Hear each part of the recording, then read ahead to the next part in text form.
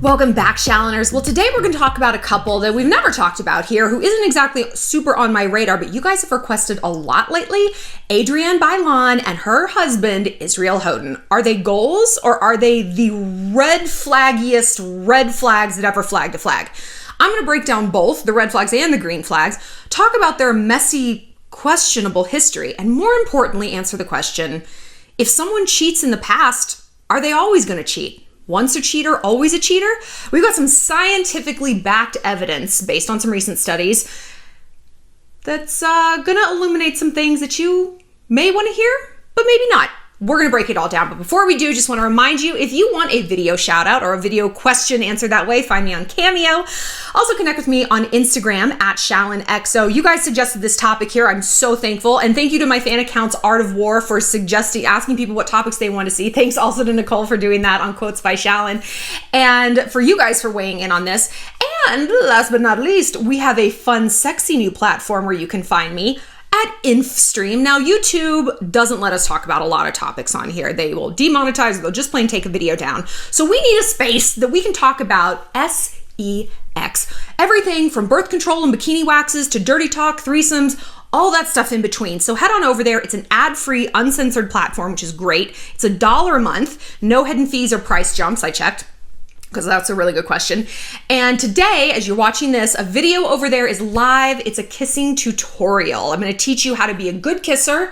There's like a very specific structure to a good kiss and a bad kiss, and also how to fix a bad kisser. So head on over there.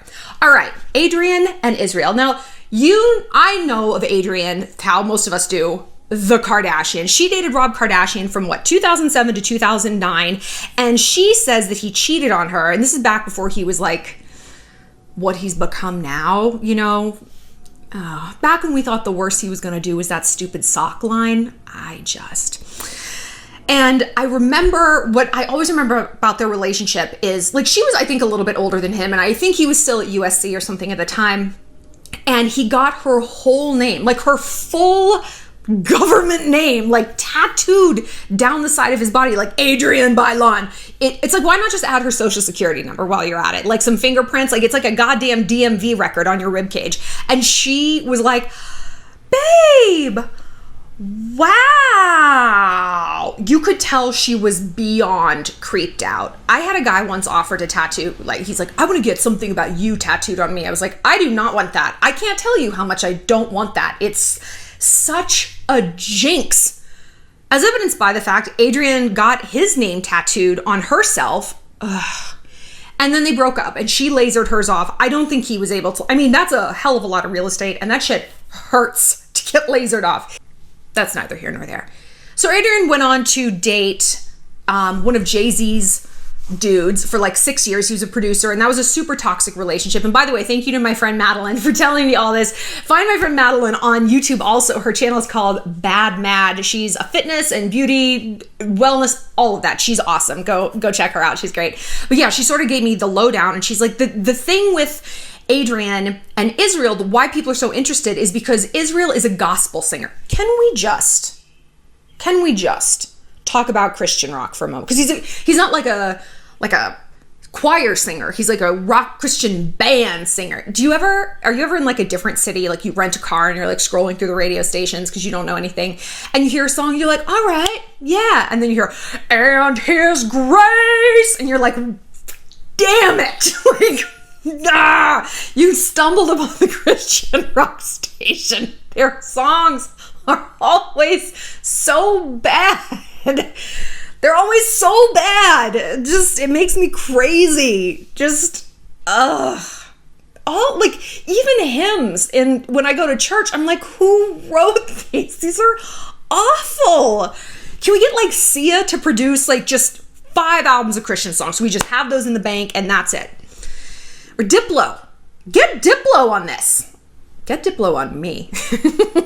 I will take a Diplo. I've been waiting for those DMs. Anyway, so he's a Christian singer, Israel. He is also messy AF, not super godlike, WWJD. Perhaps not cheat on your wife of like, I don't know, 20 years, the mother of your 4 kids. There is a lot of rumors about this dude. Number one, that he had fathered not one, but several children with several mistresses that he completely refuses to claim. Okay, not very Christ-like. There's also the issue that he was still married when him and Adrienne met. And she talked about this. Okay, so the reason people think that this is the case, that she was in fact his other mistress, a different side chick who just kind of like got the big brass ring prize and married him, was because they were spotted in Mexico. And it's a big step to go to Mexico with someone like a month after his divorce was finalized. I get questions from you guys all the time. A dude's going through a divorce, he just got a long relationship, and we met like 2 weeks after. Is it safe to date? I'm like, no, girl, no. He is monkey vining from one person to the next, and that's not a healthy way to live. I don't care how cognitively aware you are. I don't care how bright and brilliant your mind is. You have not processed things. And if you have processed the disillusion of a marriage to a woman who bore you 4 children and you were married for like a decade plus, there's kind of something wrong with you. That means that there is a very low ceiling to your emotions. It's like, oh, I'm over it. She's gone. Bye. Who's next? Like, how deeply do you love someone if you can get over them to the point that you're on vacation with a new chick in a month? And of course, the implication is, well, they didn't meet a month ago. And even Adrienne herself seems very, very confused about the timeline. She gave an extremely questionable interview, or talked about it on, I think, on The Real. So she's a host on The Real. So when they first started dating, rumors swirled that he was still married. They were spotted in 2016, and he's a lot older. He's like 49 now. Where's those hats? Those like kicky hats. And you're just like, okay. This is what Oprah Magazine said. After the two were spotted out on vacation in 2016, rumors surfaced that the gospel singer was still married to his ex-wife and the mother of his 4 kids, Melissa. I'm not saying that. Melissa? But during a recent episode of The Real, Adrienne revealed that she confronted Israel about the situation early on, calling on her publicist to do some online investigating. This gets so much worse. Thank God for the internet these days, Adrienne said. Things get confusing and you get to clarify. When I first started dating my husband, people thought he was married, and that was a lie, she said, before clarifying how there was a mix-up with the divorce paperwork. If you're being real, you want to talk to the man, and you're like, you got me out here looking crazy. Let me see the paperwork. The crazy thing is, him and his ex-wife actually filed under their initials and not under their names. So when Page Six and a lot of these other news outlets went to go look for divorce documents, they couldn't find them because they were under their initials for privacy. Ha ha, but it was true. I don't even know where to begin with this. This is a mess. You know what I thought when I read this for the first time? I wish I had that power over someone. I wish I could tell the dumbest, most obvious lie in the world and have someone believe me. Oh, okay.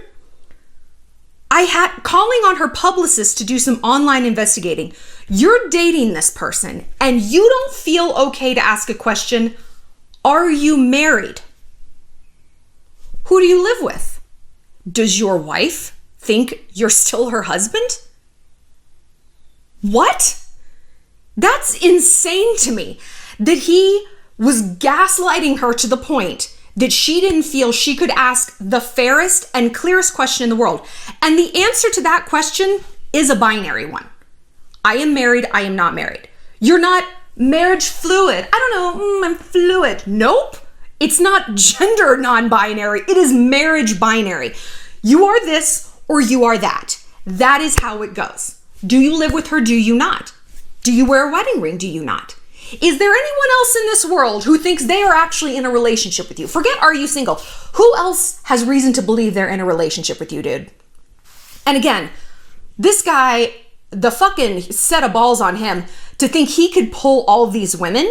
I mean, he does though, so okay. I think Adrienne is the cutest little thing. She's like this adorable little elf. So when Adrienne's publicist wasn't able to find information about Israel's divorce, she turned to him and asked for the truth. He reiterated that his ex filed under their initials to keep a low profile. Still, she as his girlfriend should know that. She should know that. He should be like, we filed June 4th. It was finalized July 8th. Here's the lawyer. I'm going to see the... People who have nothing to hide nothing. You don't need to. Why would you? The truth is usually extremely simple and extremely clear. There's no need for online investigating. Adrienne paid someone to find out if the man she's dating is still married. If you have to do that, the answer is not the answer you want. The answer is very bad. The answer is very bad. But it's also very obvious, right? And it's kind of insane to me that she married him.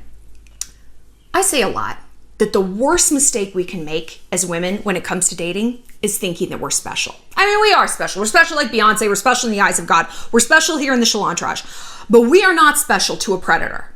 We are not special to a fuckboy. We're not special to a cheater. The best predictor of future behavior is past behavior, right? And if she went into this marriage, she went into the dating relationship thinking she was the exception to the rule. Oh, he might be messy with that ex-wife, but she did X, Y, and Z to him, so I don't blame him. Oh, he had those other mistresses and multiple children, okay? But they also were the problem. None of the problem here was him, even though he's the common denominator here. No. He's a man of God. No. He's the good guy. You know why? Because he loves me. And anyone who loves me is special. I can't look at the truth of this man and take away the feeling of being special. I can't take away the feeling of being seen. I can't take away the feeling of being all the good things I love about myself finally being validated. I can't take away this vision of my future that I have cast upon this man in this situation. Kids, the white picket fence, all that stuff, the wedding in Paris, we will get to that. I can't look at the truth because then all of those things go with it. Cold-blooded, baby. That's not good. That's not good. You really think this dude is the only guy on planet Earth who's going to love you, Adrienne? I will love you. You look great in that wedding dress. Let's talk about that wedding. Madeline was like, watch their wedding special that she aired on The Real. It's like 10 minutes. And she's like, I think it gives a really interesting insight into their dynamic. And it definitely did. I mean, they seem like best friends. They do. And they seem to have a cute relationship. But there's this element of, like, I don't have a word for it, but it's if it was a picture, it would be her holding onto his leg, just like koalaing onto him. Like, you're not going anywhere. And I've always had this theory that the bigger the wedding, the worse the relationship. I've been married. I was a bride. It's an absolute hellscape to plan a wedding. It's awful. You just get so far down this rabbit hole that you forget about your relationship. You forget that's the thing that needs your attention, not the placemats, not the chairs, not the scentscape. I had a scentscape for my wedding. Diptyque Beige candles. Do you know how much money I spent? I spent $600 on Diptyque candles. It was because I would rather focus on that than perhaps what needed attention in my relationship, right? The bigger the wedding, the more ornate everything is, the more fragile your relationship becomes. And ours became very fragile and it broke, And that was really brutal. Their wedding was a bougie nightmare to me. She looked so good. She looked great in that dress. And their vows are sweet and whatever. But they got married in Paris. And I don't know. Maybe I'm alone on this. And maybe I'm being nitpicky. This is my custom. But I hate it when people, like, tokenize a city. It's like people who aren't New Yorkers come to New York just to take wedding pictures. I'm like, this isn't your city. You have no connection here. You don't understand it. You don't care about it. It's just like aesthetic. And I know people go to China to take a picture on the Great Wall in the wedding dress. And so it's like, I don't know, like her just going to Paris. She's like, we're in Paris. I'm like, it was like Bridesmaids. Like, Paris. Like, you don't understand the city. It just seemed very like bougie. I don't know. And another thing you guys said about this couple is that they seem to be ostentatious just in general. One thing that you guys really wanted me to tackle in this video is PDA. He's not on The Real, Adrienne talks all the time about their sex life and how they do it every day, sometimes twice a day, and how like you got to do that to keep your man happy. You know what this tells me? This is another layer of his gaslighting her. This is, well, baby, you know my marriage didn't work out because she was focused more on the kids and she didn't have time to satisfy my godly manly needs. He put the blame, I guarantee you, on that wife. She wouldn't do this. She wouldn't do that. You know what? Maybe she wouldn't. Maybe in her entire life, she never put her mouth on a penis. Maybe not. Okay? What's the consequence? You leave. You leave. If blowjobs rock your world, they rock a lot of ours, and you're not getting it, you leave. The consequence is not, I'm going to stay around and cheat on that woman. I'm going to make her the bad guy because she simply has her boundaries or she's tired or this is where our relationship is deteriorated. Maybe it's her fault. More than likely, as with most problems in a relationship, it's both people's fault. Both people are contributing to the outcome, you know? But he didn't leave. Not right away, not until he fucked around. And those are just the mistresses who he had kids with. Not all the other ones he fucked that we don't know about. And maybe he didn't. Maybe he didn't, guys. I don't know. Maybe he's a wonderful guy. Maybe he was stuck in a bad marriage. That's not really a thing, though. This is America. You can get a divorce. You can get a contested divorce. You're rich. You have lawyers. You can just pack a bag, say, I'm sorry, this isn't working, goodbye, and you can check into the Best Western, and that is that. There is no stuck. This isn't a communist nation, okay? So when people act like that's a situation, well, it's complicated. The truth is not complicated. What the truth is not, oh, I'm stuck in this marriage and I can't leave and she won't have sex with me and this is why I cheat. And, you know, if I was just getting it enough, I wouldn't be cheating. The truth is, I'm kind of a jerk who wants to have everything. And which truth is the oldest truth in the book? That one. I want everything. I want a stable wife at home. I want to go out and fuck whoever I want. I want to be a big star, but not have any accountability. Yeah, man. That's the dream. I get it. Of course, we all get it, but we don't do it because we're people of integrity. And we're people who have respect for other people. And we're people who feel things very deeply, which is why a month after divorce, you aren't basically getting married to somebody else. And which is why, even if you are, let's say, hey, you know what? Sometimes life just serves you up your soulmate and you're not even looking for it. And the timing, it's crazy. You don't lie to her about whether or not you're still married. You don't make that woman so crazy that she has to hire a publicist to investigate the status of the person who she is having sex with. That man was inside her body and she didn't feel like she could ask him, are you married?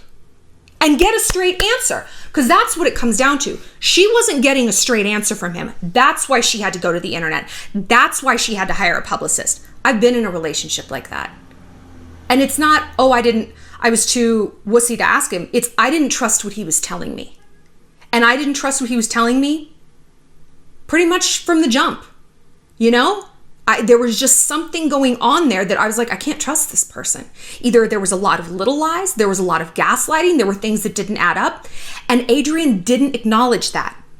I don't know, it's confusing and it's page 6's fault. It's not page 6's fault, it's Israel's fault.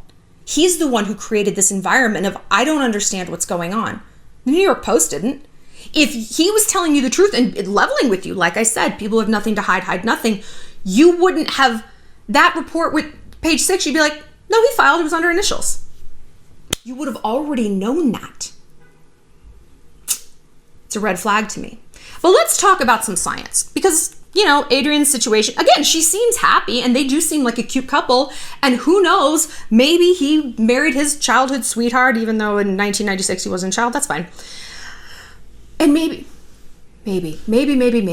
she is not the rule. Perhaps she is an exception. I hope that that's the case. So we're going to talk about some studies, right? There's a new study published in the Archives of Sexual Behavior. Don't you want to subscribe to that? Called Once a Cheater, Always a Cheater.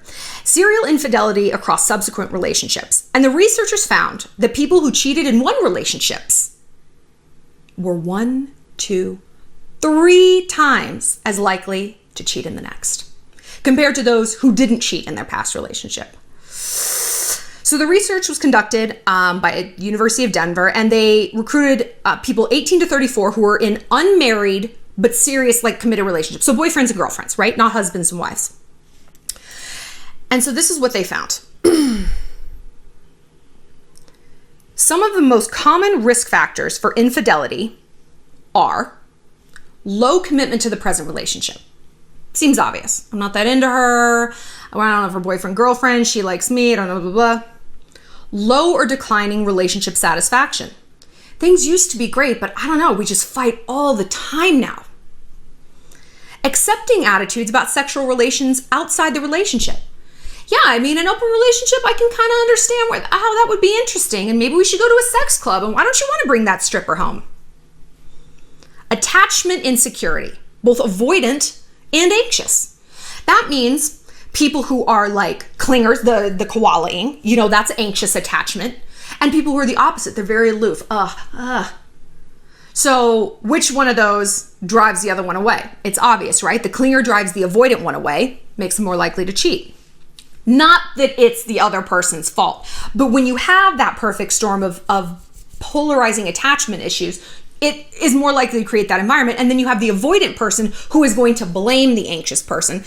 And the anxious person is made more anxious by the avoidant person's behavior. He won't talk to me, and it terrorizes me. And so then when he does talk to me, everything just comes out as this big rush. We've all felt like that in relationships, right?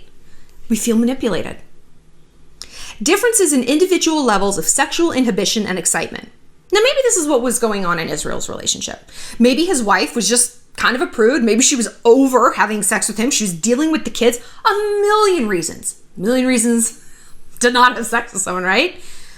But again, the consequence there cannot, if you are a person of integrity, cannot be, well, then I can cheat. Then I'm allowed to cheat. No, bitch, you're allowed to leave. The exit is that way.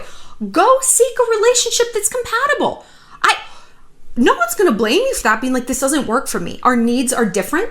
We have differing levels of sexual inhibition and excitement. Okay, different strokes, literally, for different folks. But he didn't do that. And it didn't even seem like he acknowledged that he didn't do that.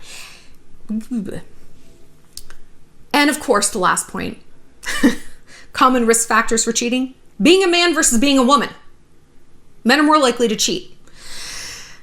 Women are more likely to have an emotional affair. Men are more likely to have a sexual affair, right? And we as women can tolerate a sexual affair better. Men cannot tolerate a sexual affair. Why? You would think that's, who would want an emotional affair? Like, I would rather have my boyfriend sleep with a stripper or a hooker and never talk to her again than have like that work friend who he's confiding in and secretly in love with, even though they've never even held hands. I mean, that's a nightmare scenario to me, right? But the reason men can't tolerate a sexual relationship, it goes to like the caveman part of them, because then if the woman gets pregnant, they will never believe that it's their child, and they will be more likely to reject the child. It's a very like base thing that they feel, but that's just how it goes. And conversely, women can't handle an emotional relationship because we then believe that the man we love will not provide for us. Like, he's going to provide for who he loves, and it might not be us. So we're going to be left out of the hut in the winter, and we're going to die. It's interesting how things come back to that caveman brain. So what were we going to talk about?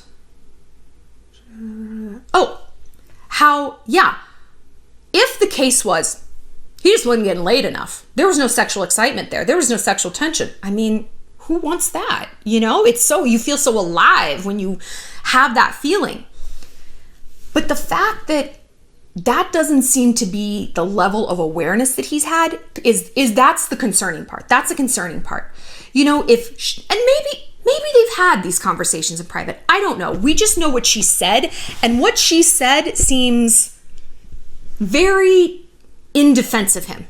Not like, yeah, no, he was a bad dude, and we went through a lot of therapy, and he's had a lot of come to Jesus moments, and he's become really aware of why he did things and why that is terrible for his life. I didn't hear that. And again, maybe that happened behind the scenes. I hope so.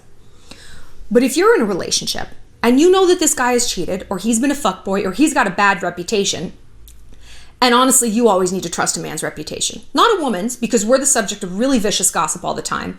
But if a man gets a reputation as a cheater, a liar, a fuckboy, there's a reason, okay? There is a lot of data points. And again, if you go around thinking you're the exception, he wouldn't do that to me. Okay, I'll see you back here. I'll see you back here. I hope you're right. I hope you're right. And you know what? You might be, if you've demonstrated, or he might be, if he demonstrated what Israel has not, which is, again, that growth and that learning. I've had an ex cheat on me. I've had several exes cheat on me because men are trash. And they have all come back and wanted to get back together. They have all come back. And the one who I considered taking back the most was the one who was not just sorry and not just, I want to be different to get you back. It was, I want to be different for me. And I've spent this time apart working on me, not so that I can get you back, but because I don't feel like I am the man I was meant to be. I have seen what this behavioral pattern, this pathology does to my life in regards to you and everywhere, because that chaos that I imported into your life, I have repeated it in all categories of my life, with my friends, with my health, with my family, with my job. And it is part of a whole. And I am finally tackling that hole, because it's not about me talking to other girls. It's not about me fucking other girls. It's about me fucking up my own life. And I'm tired of doing that. Still didn't get back together. But I was like, this person has a shot. This dude has a shot at being a faithful partner, at being a grown man, and it really leveling up, because it's not like, it wasn't performative. It's, yeah, I'm not going to do it. I'll go to therapy. Just come back to me. It's like, you're just trying to check boxes so you think you're doing the right thing, and you're just going to white knuckle it so that you don't get on Tinder again. And that, get out of here. Get out of here. But who knows? I mean, the ex who told me that, maybe 3 years from now, he is going to be fully formed in exactly what he should be and exactly what, I don't know. But I'm not waiting around to find out. I'm not waiting around to find out. Because what are we not, ladies? Rehab centers for broken men. We are rehab centers for ourselves. I'm a rehab center for a broken Shallon. You're a rehab center for a broken Hannah. We're not rehab centers for broken bros. No, not broken bros. And we can't be. You know why? Because it just doesn't work. If it did, I would tell you, be like, well, I mean, you know, it can work. It doesn't. It doesn't. So with Israel and Adrienne, I mean, they seem cute, but it worries me that she feels like she has to like fuck him into compliance and like have so much sex with him that he's not looking around. Honey, you can have sex with them 23 hours out the day. They'll find a way to cheat on the 24th. If that's what someone wants, if that is what they are driven to do, they're going to do it. Men cheated on Claudia Schiffer, on Beyonce, on me. It's not about the woman. It's about them. I know, because I've cheated on people too. And the shame I feel for that is like in my cells. It is in my DNA, but I've learned from it. It's not free-floating shame. It's weaponized shame to change my life from the inside out. And I simply do not do that anymore. If I'm in a situation with someone where I'm like, there's a really hot guy at the bar, I'm like, you know what? First of all, why do I need that hot guy? Do I just want attention? Maybe let's get attention in a way that doesn't hurt somebody who loves me. And if it's not that, if no, I want that guy, then it's time to leave the other one. It's time to do the hard thing, step out on that limb, not monkey vine from one to the next, free float through the air. And if I fall, you know what? I fall and I end up being single and I have a lonely night. And oh, well, it's better than hurting somebody else, because by doing that, I hurt myself. I erode myself. I erode my sense of who I am. I'm a good person. You are good people. I don't want any data points in my life to the contrary. I want to always be casting a vote with my behaviors for Shallon is a good person. Shallon is a good girlfriend. Shallon deserves love. Shallon deserves a quality man. I got to be those things too, though. And I am those things by casting those votes with my behavior. Anyway, click like and subscribe. I want to know what you guys think about this topic. Do you think they're goals and adorable, or do you think there's something a little hinky in there? Have you been with someone, a cheater who changed? Have you cheated and have you changed? And what brought about that change? I'm really interested to know. And like I said, head over to InfoStream and watch my kissing video, because now that we know how to deal with boys, let's learn how to rock with them. All right, I'll see you later, Shalloners. Mwah!